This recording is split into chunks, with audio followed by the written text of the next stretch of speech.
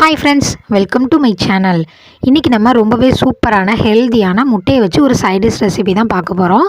வாங்க எப்படி செய்யலான்னு பார்க்கலாம். ஃபஸ்ட்டு பேனில் 3 ஸ்பூன் அளவுக்கு எண்ணெய் சேர்த்துக்கிறேன். அது கூட ஒரு பிரிஞ்சி இலை, ஒரு அரை ஸ்பூன் அளவுக்கு பெருஞ்சீரகம் சேர்த்துக்கிறேன். சோம்பு நல்லா பொரிஞ்சதுக்கப்புறம் 2 மீடியம் சைஸ் பெரிய வெங்காயத்தை சின்ன சின்னதாக கட் பண்ணி வச்சுருந்தேன், அதை சேர்த்துக்கிறேன். சேர்த்துட்டு நல்லா வதக்கி விட்டுக்கோங்க. வெங்காயம் நல்லா வதங்கணும், அந்தளவுக்கு நம்ம நல்லா வதக்கி விட்டுக்கலாம்.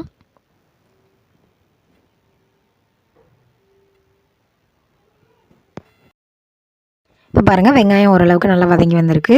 இந்த டைமில் 2 மீடியம் சைஸ் தக்காளி, நல்லா பழுத்த தக்காளியும் எடுத்துருக்கிறேன், அதை கட் பண்ணி சேர்த்துக்கிறேன். தக்காளியும் சேர்த்துட்டு நல்லா வதக்கி விட்டுக்கோங்க. உங்களுக்கு தக்காளி வெங்காயம் எல்லாம் சேர்ந்து நல்லா வதங்கி வரணும். நீங்கள் இஞ்சி பூண்டு சேர்க்குறதுனாலும் சேர்த்துக்கலாம். இப்போ ஓரளவுக்கு தக்காளி வெங்காயமும் வதங்கியிருக்கு. நம்ம மசாலா பொருட்கள் சேர்த்துக்கலாம். ஒரு 1/4 டீஸ்பூன் அளவுக்கு மஞ்சள்தூள், அரை ஸ்பூன் அளவுக்கு மிளகாய்த்தூள், அரை ஸ்பூன் கறி மசாலா, ஒரு ஸ்பூன் அளவுக்கு சிக்கன் மசாலா சேர்த்துக்கிறேன். சிக்கன் மசாலா உங்களுக்கு ஆப்ஷனல் தான், வேணும்னா சேர்த்துக்கோங்க, இல்லைன்னா விட்டுடலாம். மசாலாவோட பச்சை வாசனைலாம் போகிற அளவுக்கு நல்லா நம்ம வதக்கி விட்டுக்கலாம். வெங்காய தக்காளி கூட நம்ம சேர்த்த மசாலா எல்லாமே சேர்ந்து வரணும், அந்தளவுக்கு நம்ம நல்லா வதக்கி விட்டுக்கலாம். இந்த டைமில் நான் கொஞ்சமாக தண்ணி சேர்த்துக்கிறேன். தண்ணி சேர்த்துட்டு நீங்கள் வதக்கும் போது உங்களுக்கு நல்லா வெங்காயமும் தக்காளியும் மிக்ஸ் ஆகி கிரேவி மாதிரி வரும், அதனால தான் நம்ம கொஞ்சமாக தண்ணி சேர்த்துக்கிறோம். பாருங்கள், தண்ணி சேர்த்துட்டு நல்லா மிக்ஸ் பண்ணி விட்டுக்கலாம். இப்போ எல்லாமே நல்லா வதங்கிட்டு இது கூடவே இந்த மசாலாவுக்கு தேவையான அளவு உப்பு சேர்த்துக்கிறேன்.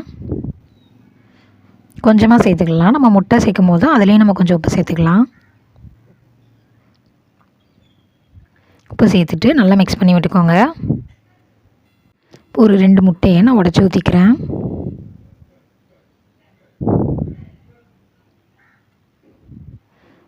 இதுக்கும் லைட்டாக உப்பு சேர்த்துக்கலாம். இந்த முட்டை கூட வெங்காயம் தக்காளி எல்லாமே நல்லா மிக்ஸ் ஆகி வரணும், அந்தளவுக்கு நம்ம நல்லா மிக்ஸ் பண்ணி விட்டுக்கலாம்.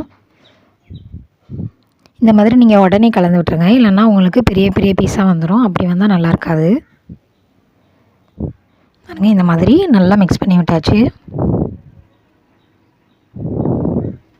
இப்போ உங்களுக்கு முட்டை நல்லா வெந்திருக்கு. இது நீங்கள் ரசம் சாதம், சப்பாத்தி, சாம்பார் சாதம் எது கூடனாலும் சாப்பிட்லாம், ரொம்பவே டேஸ்ட்டாக இருக்கும். உங்களுக்கு இது காரம் பத்தலை அப்படின்னா நீங்கள் கொஞ்சம் மிளகுத்தூள் கூட இந்த டைமில் ஆட் பண்ணிக்கலாம். பாருங்கள் எவ்வளோ சூப்பராக ரெடி ஆகிருக்குன்னு. இது கூடவே கொஞ்சம் கொத்தமல்லி தழையை சேர்த்து நீங்கள் இறக்கிடலாம். இந்த ரெசிப்பியை பேச்சுலர்ஸ் கூட செஞ்சு முடிச்சிடலாம். ரொம்பவே ஈஸியான இந்த ரெசிப்பியை நீங்களும் வீட்டில் ட்ரை பண்ணி பார்த்துட்டு எப்படி இருந்துச்சுன்னு கமெண்டில் சொல்லுங்கள்.